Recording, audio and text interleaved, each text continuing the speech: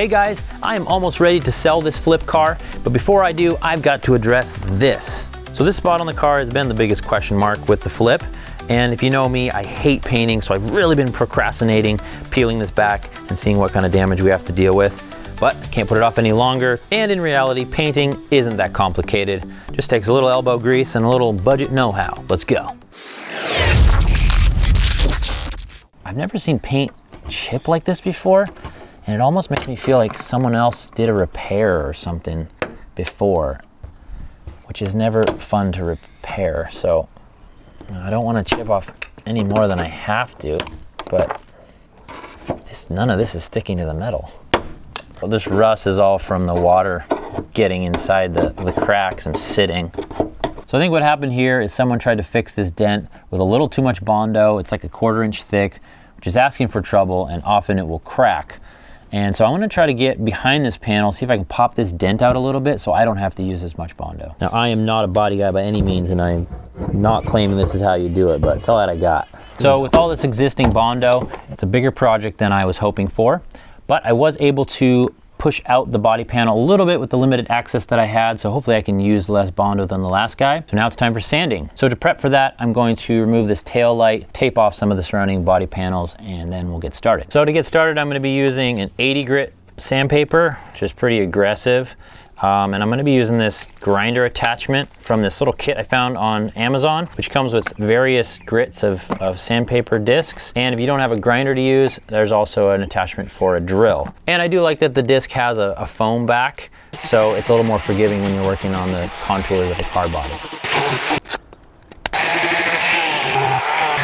So I'm just gonna hit everything by hand with the 80 grit to further feather the edges and get everything ready for Bondo. And now I just need to remove any remaining dust or oils from the surface, and I'm using this grease and wax remover, but if you don't have that, you can use like a isopropyl alcohol that works just as good too.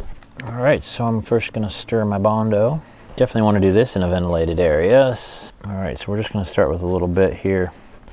Because this stuff sets so fast, you don't wanna do big quantities. So we're gonna do one line of hardener across our little puddle, and now the clock starts. All right, I'm gonna start with a pretty light coating. I don't wanna go too heavy at first, and we can always add more. And I just wanna keep it on surfaces that are metal or the old Bondo. I don't wanna touch any paint. Okay, I'm just gonna take off the high bits with some 80 grit. But this one I'm gonna try to do vertical and get a little bit more uniform. So that first pass was really to just fill the bottom of the big valleys, and then these further passes will be to start getting closer to our flat shape. So because I'm having to use more Bondo coats than I thought I would, and my arms are getting tired, I'm gonna use this orbital sander just very gently to knock off high rough spots, and then by hand I'll go in and make sure I'm feathering in the edges. So after this last coat of Bondo, it's now built out enough to match the contours of what the car should be. And now I'm gonna use full-size pieces of sandpaper that I had on another project and a block of wood, and I'm gonna use that now, and hopefully that will help me keep this straight without any big waves in it. Well, I was wrong. Gonna take one more coat of Bondo, I think. Make sure you subscribe to Budget Mechanic before I throw in the towel on this painting project. Now, as you can probably tell, I'm not a bodywork professional, but I'm taking my time, doing lots of little coats of Bondo. It's just taking a lot more sanding than I wanted to do. Pretty much happy with where things are at with the build out. Now, it's just super important as I move to the higher grit sandpaper, anything paint or Bondo that's been hit by the 80 grit, I need to cover it with the 120 and the 320 because I need to remove those heavier scratch marks as I move forward. I still have some imperfections in the surface of my Bondo, and I'm gonna fill that in with some glazing and spot putty. I'm just gonna use some really thin coats of this. It's a lighter weight Bondo type filler that's gonna be good for taking care of those little last areas. Ah, big old scratch. Yeah, maybe I'll get a fresh piece. So you can see now that I've sanded the glazing putty down, it's stuck in the little holes and the deep scratches that's holding the red color. All right, now I'm just gonna wait 25 minutes for that to cure, and then one more sanding. There's my spots. All right, bodywork is done. Now I just need to prep the surrounding painted areas for our first coat of primer. A lot of people recommend using 320 before your primer, but I just looked at my specific can of primer that I'm using, and it calls for 240, so that's what I'm going to use. Now, if I were to mask off this area using tape, it would give me a really hard, sharp line, which is what I don't want. So by using a rolled up piece of paper on the edge of my area, instead of getting that harsh, sharp edge from the tape, it'll help me feather the paint in, which will make it easier to blend later. So for my primer, I'm just gonna use a basic automotive black primer because it closely matches the color of the paint already. For the first coat, I'm not gonna worry about covering everything. I'm just gonna do a real thin layer. Make sure that it doesn't drool or drip or anything. I hate this spray pattern. Okay, I'll let the primer dry for a couple days, and I'm not super impressed with how the last coat went on. It left some really rough surfaces. So I'm gonna take the masking back, sand it down with 320 and then 600 to get it ready for the color coat. All right, this color coat is by Spectral Paints. It was a little hard to get my color match here in Hawaii, but this black has pearls in it, so it is a specific type of paint. I got the code from the door to order exactly the paint that matches this car. So I'm gonna shake it for 2 minutes and get going.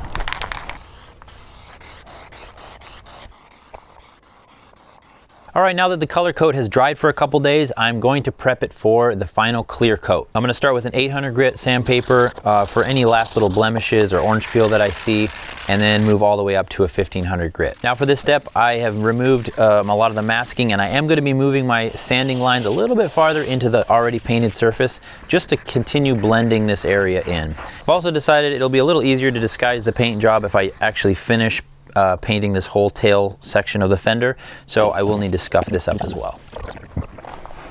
All right, I'm going to be using this clear, which is one that I've used before on other projects and had really good results. It looks like a normal spray paint can, but it's actually got a button in the bottom, which when you push it, mixes in a second ingredient called a hardener, which makes it a 2-part paint, and it dries a lot harder and is a lot tougher. This is actually what they use in body shops, is a 2-part clear. If you haven't been wearing a mask already for spray painting, you definitely want to use it on this 2K clear. It is really gnarly stuff. Gosh, this stuff just goes on so much nicer than anything else. Final coat, the scariest one.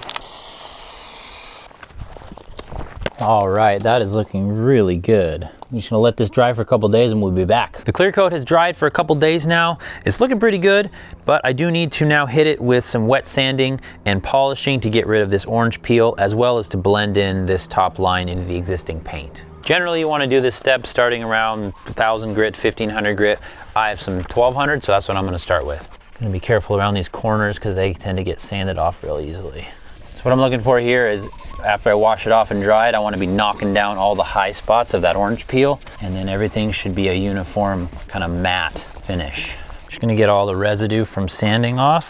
There's definitely some areas of heavy orange peel I need to hit again, as well as some blemishes that need to be further hit. And then I'm also going to focus on this transition line a little bit more and make sure it's kind of a more uniform matte look. It's a common area to miss because it's in this deep curve. So now that everything's looking pretty uniform, I'm gonna move up to the 2000 grit. And I'm just making sure that I cover all the scratch marks from the 1200 with my 2000. So this is looking even more uniform, which is great. The lines are blending a little better. Time to move to 2500. Again, just trying to get rid of these scratch marks from the 2000. All right, the next thing I'm gonna do is apply this rubbing compound. Now I actually tried to use this waxing machine that I had just lying around, but it wasn't powerful enough. I couldn't apply enough pressure. So I'm just gonna do this by hand. Now, if you have or want to buy, you can get an orbital polisher that's designed for jobs like this, which will make it way easier, but they can cost around $300 or $400.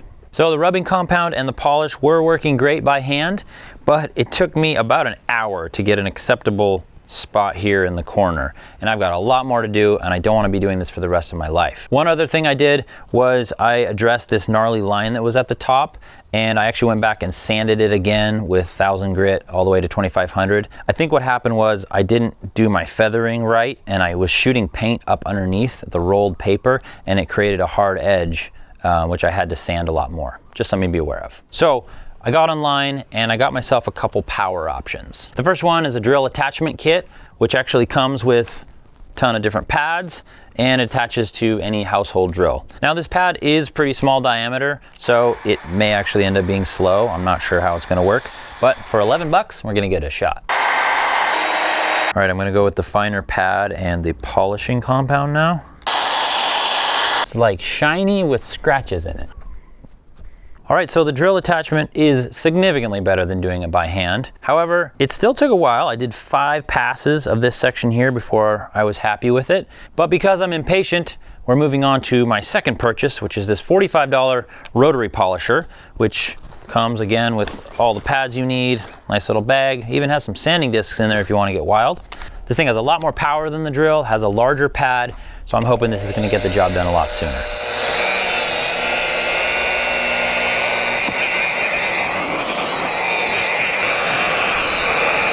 Okay, that was actually really good. In 1 minute, I did what would have taken me probably 3 passes with the drill. So I'm happy with the speed. I'm gonna hit it again. All right, now I've put on a finer foam disc and I'm going to the polishing compound step. It's gonna make it look even better.